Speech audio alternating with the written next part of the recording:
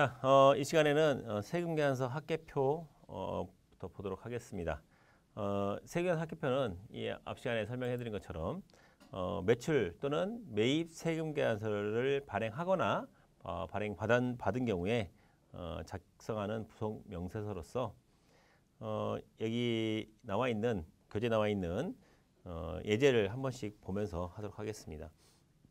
일단 세금계산서 합계표는 원문 순서에서 보시는 것처럼 자료를 수집하고 자료를 입력하고 세금계산서 합계표를 작성하는데, 자료의 수집이라는 것은 수기로 되어 있는 것은 수기로 되어 있는 세금계산서를 받고, 아니면 전자세금계산서 같은 경우에는 전자세금계산서 내역을 홈택스에서 다운 받아 가지고 입력하든지, 아니면 직접 스크래핑해서 이 전자세금계산서를 끌어오든지 하는 방식에 의해서 하는 거고, 자료 입력 역시도 손으로 입력하거나 혹은 엑셀이나 혹은 이게 다운받아서 받는 것은 엑셀로 입력하는 방식이에요. 그리고 스크래핑 방식에서 하면은 바로 직접 홈택스에 스크래핑 기술을 이용해서 가서 자료를 끌고 오는 방식이 있겠습니다.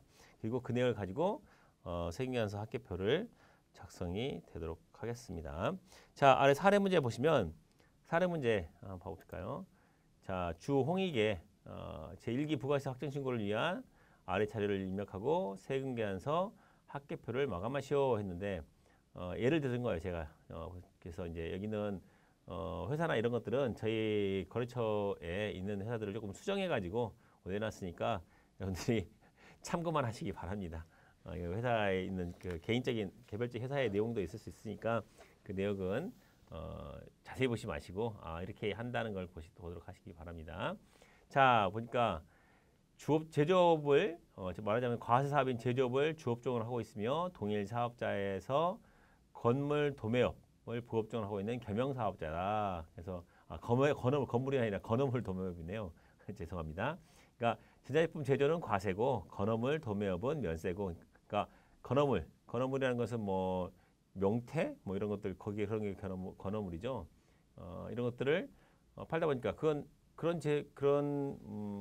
물품은 이 면세죠. 사실은 전자제품을 제조하면서 건어물 만드는 데가 어디 있겠어요. 근데 문제를 만들기 위해서 하는 거니까 이해하시기 바랍니다. 어디 전자제품 만드는 회사가 건어물을 갖다 팔고 하는 경우는 드물겠죠. 같은 사업장에서. 왜냐하면 부가세는 사업장별로 신고하다 보니까 이 정도면은 사업장이 별도로 구분되어 있겠죠. 구분되어 있으면은 당연히 이 부가 신고도 별도로 하는 거겠죠. 근데 이게 제조업과 도매업이 한 사업장에 붙어 있다?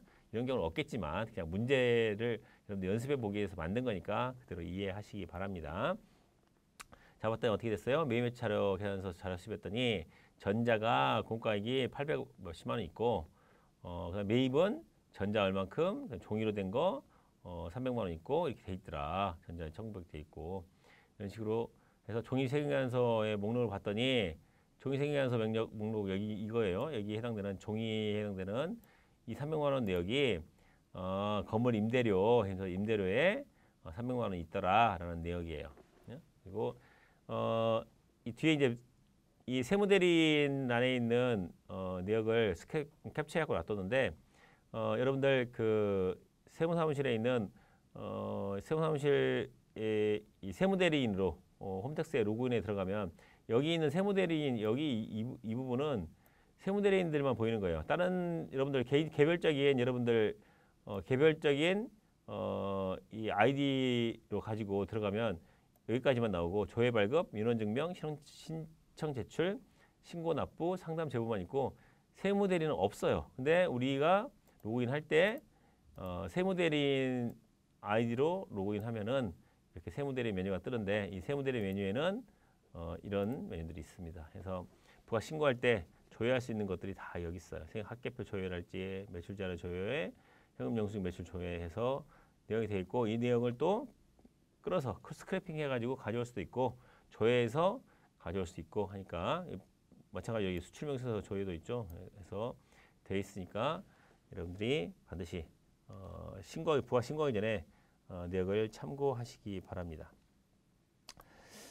자, 뒤에 가면은 이제 설명이 정확하게 자세히 나와 있어요. 그래서 홈택스에서 세무대리인의 인증서로 로그인한다 해가지고 방법이 하나씩 진짜 자세하게 돼 있으니까 보시기 바랍니다. 그래서 세무대리인 수임자 정보에서 세무의 합계표 조회를 눌러가지고 클릭해서 내역을 보면 어떻게 생겼어요? 아래 나온 것처럼 이렇게 돼 있어요. 근데 우리는 이제 수임 동의가 돼 있으니까 수임 사업자 중에 뭐 우리 회사가 세무대리인이 아니라 그 당해 회사다라고 한다면 수임납세자 전환 이런 게 없겠죠. 하지만 우리가 세무대리인의 경우에는 세무대리인 메뉴에서 수임납세자를 전환해서 같은 합계표지만 수임납세자를 전환해서 그러니까 여러 회사가 있을 거 아니에요. 그 회사 중에 이 회사를 골라서 선택해서 조회하면은 저희가 볼 수가 있어요. 그러니까 굳이 거래처에다가 니네가 전자세무기관에서 다 출력해주고 합계표도 출력해 주세요라고 할 필요 없이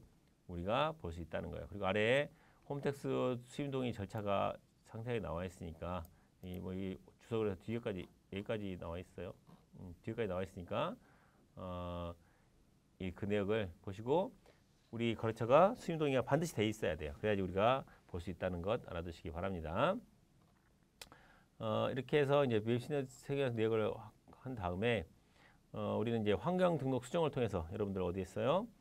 자, 우리 부가세 보면은 부가세에서 물론 회계에서도 환경 등록을 수정할 수가 있어요. 이렇게 회계에서 재무관리, 회계 재무관리 탭, 기초정보관리에서 여기 나오는 환경 등록을 수정할 수도 있지만 이런 식으로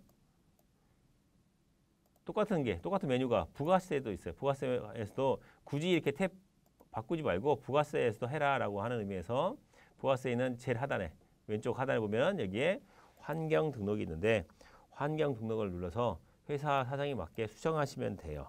뭐 첫 번째 전체에 있으니까 뭐 여기 뭐 회계에서 배웠겠지만 우리 재정 과목 자릿수 그러니까 뭐 예를 들어 복리후생비면 811번 이런 것들 있잖아요. 이게 4자리 코드예요. 기본 세팅이. 그러면 6자리 코드는 뭐냐라고 한다면 6자리 코드는 회계에서 설명을 설명 들으셨겠지만 이런 기본적인 복리후생비면 복리후생비의 계정 과목을 세분화시키는 거예요. 복리후생비 중에서 식대 따로 그다음에 우리가 야유회비 따로 뭐 이런 식으로 따로따로 하고 싶다라고 한다면 코드를 이렇게 해서 뭐 811, 801, 그러니까 811, 01, 02, 03, 04 이런 식으로 해가지고 구분해가지고 세분화시킬 수 있어요. 그러니까 이건 내부 관리 목적으로 그러니까 세무사무실에 쓴다기보다는 내부 관리 목적으로 쓸 때는 6자리 코드를 사용하겠죠. 그래서 할 수도 있고 그다음에 코드 설정에서 부서 사원 코드랄지 현장 코드랄지 프로젝트 코드랄지 제품 코드 이런 식으로 해서 말하자면 여기는 부서 사원 코드는 부서별로 뭐 수익 내역을 알고자 한다라고 할 때는 부서 사용 코드를 사용으로 해가지고 부서별 손익 내역을 알 수 있게 할 수도 있고 현장 코드는 이제 프로젝트별로 해서 아래에 프로젝트도 나와 있지만 이제 여기 현장 건설 현장이나 이런 것처럼 건설 현장별로 수익 분석을 할 수 있게 만들어 돼 있어요. 이렇게 이런 식으로 사용하면 하게 되면 현장 코드를 입력해서 이 수익은 어디서 발생한 거고 이 수익은 비용은 어디서 발생한 거다라고 따로 정리할 수가 있잖아요. 그런 식으로 마찬가지 프로젝트도 마찬가지고 제품별 원가를 구하기 위해서 제품별로 사용하게 되면 매출은 어느 제품에서 A 제품에서 발생했는지 B 제품에서 발생했는지 그다음 매입은 A 제품 건지 B 제품인 건지 이런 식으로 사용할 수 있다는 거예요. 자, 그리고 이제 회계 같은 경우에 우리가 가장 많이 쓰는 우리가 재료이기 때문에 재료업은 뭐예요? 제조업이니까 제품 매출은 제품 매출이 되겠죠. 이런 식으로 재료업은 제품 매출로 기본 세팅해 두면 좋겠죠. 안 그러면 기본 세팅이 401번에 있는 상품 매출이 돼요. 여기 원래 제일 처음에 있는 401이잖아요. 매출 중에 첫 번째. 이게 되니까 우리가 회사의 특성에 맞게 해주시는 거예요. 그리고 매입은 제품을 파니까 원재료를 사다가 제품을 만들어서 파는 거니까 매입은 원재료가 되겠죠. 그러면 이게 여기가 상품 매출이 되면은 401번 상품 매출이 되면 어떻게 돼요? 상거래기업은 상품 사다가 파니까 매입이 원재료가 아니라 상품이 되겠죠. 이런 식으로 분계 유형 설정부터 먼저 해주시고 그리고 여기 보면 6번에 불공제 사유 등 주로 사용하는 불공사유가 뭐가 있냐 불공사유가 쭉 나와 있는데 뭐 면세 사업에 주로 병원 같은 거 경우나 이런 경우에는 면사업이니까 면사업을 쓰겠지만 보통은 이제 막 과세면세 여기는 과세면세 겸용사업자라고 했으니까 구분에 있는 공통매입세액 안분계산분이 제일 많겠죠. 아무래도. 그러면 이제 일일이 입력해 줄 필요 없이 면세 하면은 면세는 공통세액 매입세액 안분계산분으로 들어가게 할 수 있게 자동으로 할 수 있겠죠. 그죠? 자, 그런 식으로 기본적인 세팅을 해두시고 아래에 의제료 자동선택도 역시 우리 회사가 음식점업이다 그러면은 의제매입을 사용하는 걸로 해가지고 의제매입세 공제율을 적어주는 거예요. 뭐 원래 108분의 8인데 내년도 2011년도까지는 2021년도까지는 109분의 9인 경우다. 그럼 9를 집어넣으면 109분의 9가 되고 108분의 8이다 그러면 108분의 8이 되는 거고 뭐 뒤에 의제매입세 공제 또 나오니까 그때 의제매입세 공제하는 회사에 맞게 환경 설정을 해두시면 우리가 훨씬 더 편하게 할 때마다 바꾸는 게 아니라 그때 한꺼번에 먼저 설정을 해두시면은 편리하다라는 거 알아두시기 바랍니다. 자, 그리고 세금계산서 입력 부분. 자, 일단 창을 닫고 여기 세금계산서 입력할 때 종이 매입세금에서 입력 나오는데 입력은 매입 및 전표 입력에서 입력한다고 그랬잖아요. 매입 및 전표 입력에서 하나씩 여기는 이제 변경은 월별로 입력할 수 있고 일별로 입력할 수도 있어요. 변경을 눌러주시면 월 언제에서부터 언제까지 선택할 수 있는 거고 변경을 눌러서 하나만 나오면은 예를 들어서 이 책에 나와 있는 것처럼 4월 30일 같은 경우 4월 30일에 내역을 하면 이렇게 나올 수가 있다는 거죠. 그래서 4월 30일에 임차료 입력했던 내역, 임차료 입력한 강일빌딩의 임차료 내역 어떻게 해요? 여기 전자여부에 여가 없죠. 전자여부가 보시면 아래 하단에 분기금이 나오는데 전자세금계산서 여부 잘못 눌렀어요. 여기서 여부에서 전자세금계산서라고 하면 여부니까 여면은 전자세금계산서라는 거고 부라는 것은 전자세금계산서가 아닌 이 불공이라고 했으니까 매입세금계산서 맞잖아요. 그러면은 이제 여기에 전자세금계산서가 아니면 아무것도 안 쓰면 돼요. 부로 쓴다고 해서 이게 전자세금계산서 부로 써지는 게 아니에요. 전자세금계산서면 여가로 표시되고 전자세금계산서가 아니면 부로 표시되는 거고 여가로 했더니 어떻게 돼요? 이 상단에 여기는 국세청 홈택스에서 자료를 끌어온 거구나. 그래서 이세로라고 되어 있는 거니까 지금 이제 홈택스로 이 전자세금계산서 다 통합되고 볼 수 있지만 이제 초창기 때는 전자세금계산서가 처음에 만들었을 때는 이세로라는 사이트가 있었어요. 그러니까 지금 있는 이 홈택스 사이트는 아까 봤던 여기 홈택스 사이트는 사실은 여러 가지 이 홈택스가 되기까지 아까 봤던 이세로랄지 현금영수증이랄지 연말정 간소화랄지 이렇게 열을 몇 가지 되는 홈페이지를 처음에는 이제 각각 운영했었는데 그걸 홈택스에서 통합해가지고 운영하도록 만들어놨어요. 그래서 통합해서 나오니까 여기 나온 것처럼 이제 이 프로그램은 처음에 이제 이세로에서 했던 식으로 만들었으니까 여로 하면은 이세로에서 끊었다. 그런 식으로 이제 표시가 된 겁니다. 대신 전자세금계산서 아니다라고 한다면 이게 부가 써지는 게 아니라 아무것도 써지지 않아요. 아니 써지지 않고 그리고 역시 마찬가지로 불공제니까 불공제 사유가 어떻게 기본 세팅이 구분에 있는 공제매입세액 안분계산분으로 되어 있는 거고 그렇지 않다면 바꿔줘야 돼요. 면세 관련이다라고 한다면 알고 봤더니 여기 임차료는 아까 봤듯이 건어물 파는 데 관련된 임차료다. 전적으로 이 임차료는 건어물을 내서만 발생한다라고 했을 때 면세합에다 쓰는 거예요. 그러니까 매입세액을 가지고 추적 가능한 거면 어디에서 발생한 건지 과세냐 면세냐에서 겸용사업자의 경우 어디서 발생한지 추적 가능해서 찾을 수 있다면 찾아서 그 원인을 대로 써주고 그렇지 못한다. 정확하게 구분할 수 없다라고 한다면 이 구분에는 공통매입세액 안분계산분으로 해가지고 표시해 주면은 되겠습니다. 그런 식으로 입력을 돼 있는 거예요. 그 계산 이 해서 그리고 역시 마찬가지로 다음 페이지에 있는 것처럼 한번 입력해낸 걸 똑같이 또 입력한다고 하고 싶으면은 복사 위에 체크한 다음에 이 상단에 있는 F4 복사를 선택해가지고 언제 일자로 복사할 거니라고 해서 복사 일자를 입력해주고 확인을 눌러주면은 그 날짜에 복사가 됩니다. 그래서 어떻게 되는지 한번 봐볼까요? 5월달에 보시면 5월은 31일까지 있죠. 31일 갔더니 마지막 날에 이게 위에 어떻게 있어요? 보라색 부분으로 매입인데 복사했다. 여기 있는 지금 입력된 것은 복사한 거다라고 복사라고 표시가 되어 있는 거예요. 전에 똑같은 내용이라서 하나 만들어 놓고 복사해서 다음 달로 했다라고 해서 똑같이 여기 교재에 있는 것처럼 5, 6월 달을 복사했다고 한다면 6월 달 역시도 마찬가지로 6월 달에 가서도 6월은 30일까지 있으니까 6월 30일에 2차로 했더니 여기도 복사가 표시가 돼 있죠. 4월 30일 날 하나 입력해 놓고 복사해서 만든 거예요. 자, 이렇게 손으로 일일이 종이 세균 계산서니까 손으로 입력하는 방식이 있고, 그 다음에 그 다음 있는 것처럼 회계관리에서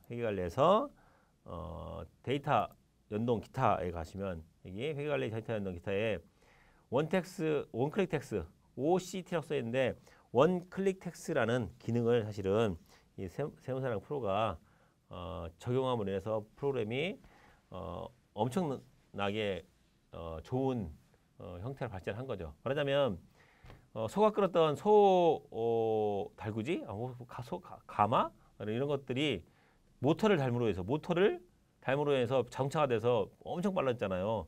뭐 마찰할지, 그러니까 뭐 소 우찰할지 이런 것처럼 그렇게 천천히 동력 기관이 동물했다는 거에 반해서 이 모터를 사용하게 됨으로 인해서 자동차가 확신적으로 변모된 것처럼 세무 프로그램 역시 여기 있는 원클릭 텍스라는 스크래핑 기술이 달린 이 기술을 사용함으로 인해서 그러니까 세금 신고를 할지, 부가세 신고를 할지 이런 신고에 뿐만 아니라 엄청나게 많은 시간을 단축할 수 있게 되었습니다.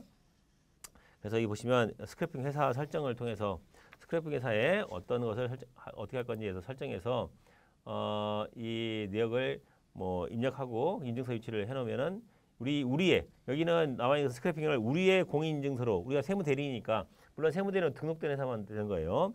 들어가서 그 내역을 가져오는 거예요. 그러니까 일일이 우리가 홈택스 가서 아까 봤던 홈택스로 들어가서 홈택스에서 클릭하고 근데 나온 것을 뭐 자료를 뭐 다운받는다든지 아니면 그렇게 할 필요 없이 바로 자료를 여기서 메뉴에서 스크래핑 회사 설정을 해놓으면은 가서 가져올 수 있게 만들어 놨어요. 자,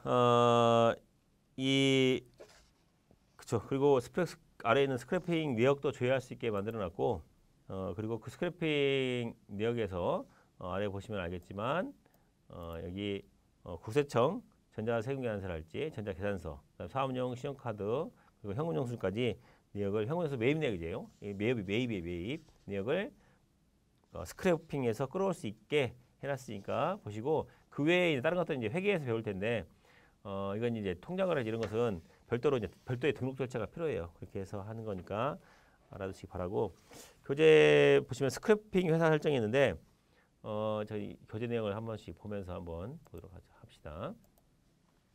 스크래핑 회사 설정은 처음에 설정을 잘 해두세요. 한 번만 설정해두면 그걸 계속 써먹으니까 스크래핑 회사 설정은 봤듯이 방금 전에 본 것처럼 원클릭 텍스에서 있어요?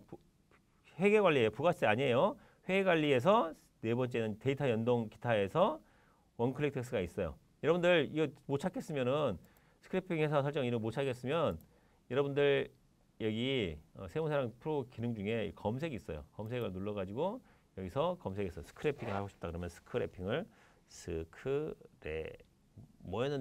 뭐였는데 하면 스크래핑만 쳐도 스크래핑 회사 설정과 스크래핑 내역 조회가 검색이 되어져요. 하면 돼요. 그리고 그냥 이걸 검색을 안 누르지 않더라도 여러분들 이 마우스에 휠 마우스 있으면 휠 있잖아요. 휠 마우스 아래 이 좌클릭 우클릭 말고 그 중간에 바퀴 모양이 달린 거 있잖아요. 그 휠 마우스에 휠을 누르면 이렇게 돌리면 이렇게 돌아가기도 하지만 이런 화면이 바뀌잖아요. 이렇게. 근데 휠을 딸깍 눌러주면 이렇게 검색경이 생겨요. 여기 검색을 눌러도 되고 휠 마우스에 있는 휠을 눌러도 검색할 수 있다라고 메뉴 같은 걸 검색할 수 있게 만들어놨어요. 아래 뭐 보시면 알겠지만 여기 다음 네이버 구글에 대한 검색할 것은 이제 처음에는 원래 이 프로그램에 대한 검색만 있었는데 이제 업무하다가 뭐 모르는 거 있으면 찾아보라고 다음이나 네이버 구글을 같이 만들어놨어요. 그러니까 그것도 활용해서 한번 봐보시도록 하세요.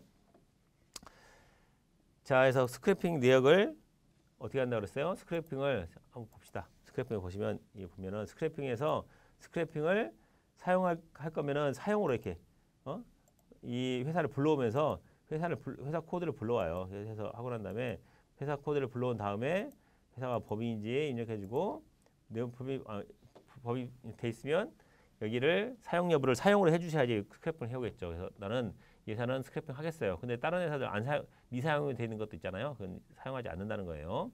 그래서 스크래핑을 사용하겠습니다라고 돼 있고 뭐 이게 뭐 자세한 내용은 보지 마시고 여기 있는 내역들을 보시면 우리 하려면 우리 거 공인증서를 로그인에 들어가잖아요. 홈택스 로그인에 하면서 들어가려면 여러분들 아이디 패스워드 여러 번 치죠. 일단은 부서 사용자 아이디로 홈택스 로그인에 들어가면서 이 우리 세무 사무실에 공인증서로 로그인 한번 하고 그 다음에 또 세무사 세무 대리인의 아이디 패스워드로 입력해가지고 이렇게 어렵게 들어가 3번씩이나 이 비밀번호 입력해서 들어가도록 돼 있어요. 그래가지고 그러려면 이제 우리 공인증서가 필요하니까 우리 공인증서를 등록해 두시고 그 외에 이제 사업용 카드를 할지 사업용 신용카드를 할지 현금 영수증을 할 때는 이건 이제 우리 세무대리인으로 들어가는 게 아니라 당해 회사에 걸로 들어가는 거예요. 그래가지고 회사에 가시면 회사의 아이디와 패스워드를 받아서 그 회사가 이제 홈택스 가입할 때 홈택스 아이디 패스워드 입력했을 거 아니에요. 그래서 홈택스 가입한 거 내역을 받아가지고 그 회사 아이디와 패스워드 들어가는 거예요. 그러니까 방식이 달라요. 전자세금계산서나 전자계산서는 우리의 세무 대리인의 공인인증서로 로그인해 들어간다면 여기 나와 신용카드, 사업용 신용카드랄지 복지카드, 그 다음에 현금 영수증 같은 경우에는 우리의 공인서 들어가는 게 아니라 우리 거래처 회사에 이 홈택스 아이디 패스워드로 해서 들어가야 된다. 그러니까 반드시 스크래핑, 그러니까 여기 있는 사업용 신용카드나 현금 영수증을 스크래핑 하려면은 여러분들이 반드시 회사에서 아이디 패스워드를 받아야 된다. 라고 해놓으면 되겠죠. 그리고 스크래핑 회사를 설정해 놓고 스크래핑 내역 보면은 이 스크래핑을 뭐 전체 결과에서 이용 내역까지 볼 수 있게 해놨어요. 그래서 이 창을 꺼버렸군요. 회사 설정해 두시고 설정하는 회사에서 스크래핑을 할 수 있도록 했으니까 이 스크래핑은 이 책 교재에 나온 것처럼 어떻게 교재에 뭐라고 나왔어요? 자, 이 나온 것처럼 교재에 나온 것처럼 스크래핑을 그냥 그때그때마다 보시면 그때그때마다 실시간으로 스크래핑 해오는 방법은 일반적으로 그런 경우가 많고 그리고 규모가 좀 크다. 그런 회사 같은 경우에는 한꺼번에 하려면 양이 너무 많더라라고 한다면 스케줄을 설정해서 하는 방법이 있어요. 어떻게? 내가 이것도 나와서 양이 많은 것을 한꺼번에 하려면 이 스크래핑 해오는 시간이 걸려요. 그러다 보니까 차라리 내가 퇴근했을 때 프로그램을 켜놓고 가면서 스케줄을 설정해두면 스크래핑 설정 방법에서 스크래핑 설정을 해두시면 내가 퇴근한 이후 뭐 예를 들어서 10시에 스크래핑 해라라고 한다면 10시에 가서 스크래핑 해왔다가 아침에 출근해 있으면 스크래핑 내역이 이미 스크래핑 돼 있겠죠. 그래서 사용할 수 있도록 되어 있습니다. 그래서 스크래핑 이 실시간 사용해서 스크래핑에서 실시간 사용 있죠. 여기서 보시면 이 스크래핑을 회사를 선택해 가지고 실시간 스크래핑 할 거면 이렇게 실시간 스크래핑에서 현재 회사를 스크래핑 하시겠습니까? 해서 이런 식으로 실시간 회사별로 해서 지금 현재 어떻게 할 거며 언제부터 언제까지를 불러올 거며 이런 내역들 범위는 어떤 거 매출 현금 영수증, 매입 현금 영수증 이런 것들 구청 전자세금계산서 어떤 것들 이렇게 해서 선택해 가지고 나 다 하고 싶다. 매출 세금계산서, 매입 세금계산서 해서 국세청 전자세금계산서 전부 다 불러와 달라라고 한다면 사실 하나씩 한 일명한 필요없이 다 하면 되겠죠. 현금 영수증 마찬가지로 이렇게 해두면 국세청 현금 영수증도 이 프로그램이 스크래핑을 가서 이제 내용을 스크래핑하는 것은 긁어온다 그랬잖아요. 홈택스에 로그인에 들어가서 긁어올 수 있도록 해놨습니다.